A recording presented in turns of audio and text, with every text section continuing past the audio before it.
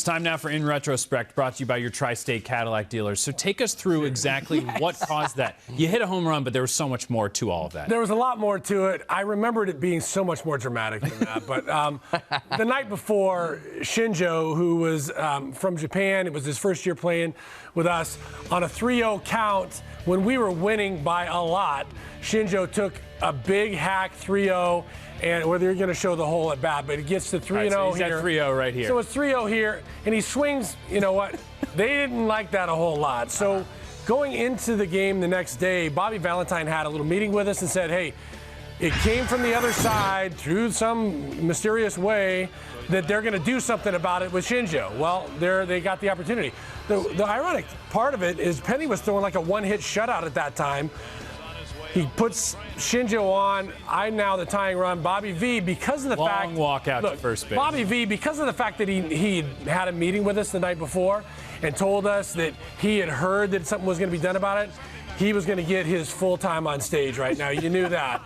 He was going to tell the umpires. We knew. He stares down Penny right here. He had warned them before. Now he's got Penny shaking in his boots, as you can tell right there. Oh, yeah, he's scared of him. Look, I come up to the plate here, and actually I was pissed because I did want to defend Shinjo. I never swing at the first pitch. Guess what? First pitch, he knew that too. He knows Zeile never swings at a first pitch. Lays one in. I happened to get good wood on it, and I was fired up for Shinjo and the moment and all of the other stuff. So when I came around third, Penny was looking at me, and I barked at him, as Mr. Seaver pointed out. And I barked at him something with some expletives, but I said, essentially, hey, that's for Shinjo, suck on that.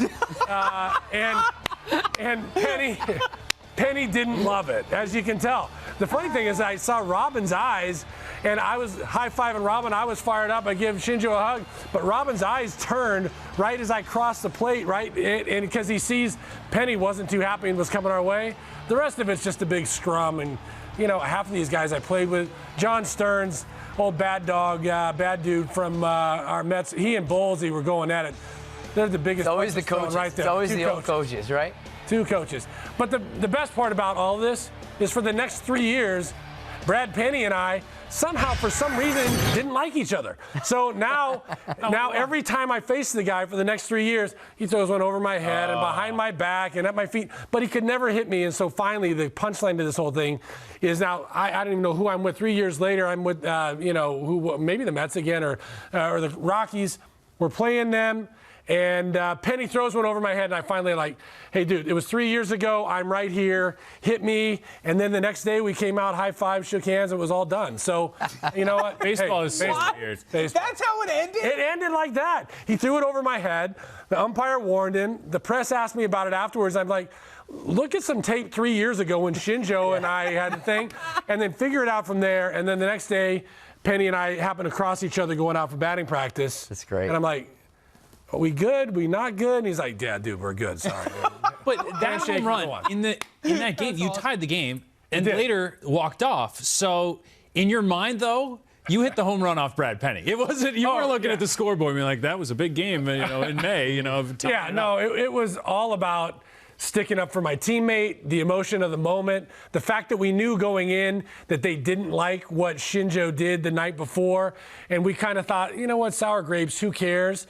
And so and by the way, Penny was one of those guys. He's big and strong and dominant, redneck, looking down at you, always stared you down. It was just his thing. So you didn't like him as an opposing player anyway. Right. So anything that I could do, and by the way, he usually wore me out. So that's the one time that I got to him. He got to me a lot more than I got to him. So the moral of this story to me, Todd, is if the scouting report on you is he doesn't swing at the first pitch, do that a little more often, right? Yeah, right. Look, you get a fat one. We know you're making a comeback, so maybe add it to your. If I had to hear another Met fan yell at me, swing at the first pitch.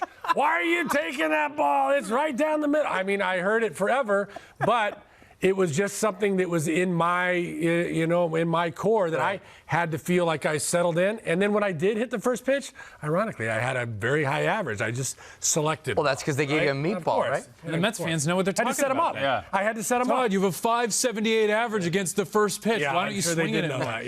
Yeah. By the way, my dad was yelling as much as anybody else. So, yeah. Do you remember watching that home? I do remember watching it, and like you said, the feel of you sticking up for Shinjo, for your teammate, who obviously was, enduring himself to Met fans. They liked him. He had the flamboyant style with his, orange wristpads and all those different things. But the fact that you stick up for your teammate in any spot like that, but you could see the fire and you yelling at Penny and that's, this is New York. Passionate fans, they feel the same thing. They love that. I would do it for you, Sal. Yeah, I would do the same for you. Yeah, I'm not going to ever let him get on you. That's right. 5 for 24 in your lifetime against Brad Penny. And I think maybe the best part of that video is Bobby V coming out like, I knew that was coming. He's like, yep, this was all part of the plan.